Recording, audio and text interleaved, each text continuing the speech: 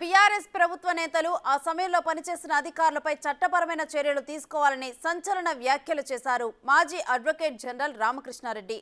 కాళేశ్వరం ప్రాజెక్టును 3 ఏళ్లలో ఎటువంటి అనుమతులు తీసుకోకుండా అతి తక్కువ సమయంలోనే నిర్మాణం చేయటం ప్రజాధనాన్ని దుర్వినియోగం చేయటమేనని కాగ్ రిపోర్టు చెబుతోంది.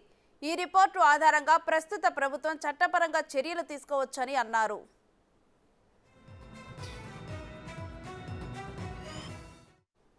శాసనసభ ద్వారా నేరానికి పాల్పడ్డారని సభలో కాగ్ రిపోర్టు ప్రవేశపెట్టి సభ్యుల ఆమోదంతో చట్టప్రకారం చర్యలు తీసుకోవచ్చన్నారు.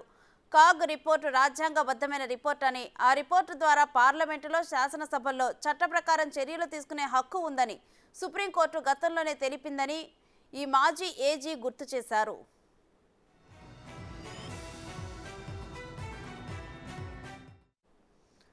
ప్రాజెక్టు నిర్మాణంలో ఇంత భారీ స్థాయిలో అవినీతికి పాల్పడటం క్షమించరాని నేరమని, ఇందులో నేతలు అధికారులు అందరినీ శిక్షించడానికి 100% ఛాన్స్ ఉందన్నారు.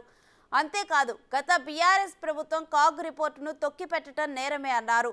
అవినీతికి పాల్పడిన గత ప్రభుత్వ నేతలు అధికారుల ఆస్తుల్ని జప్తు చేయాలని ఆయన డిమాండ్ చేశారు.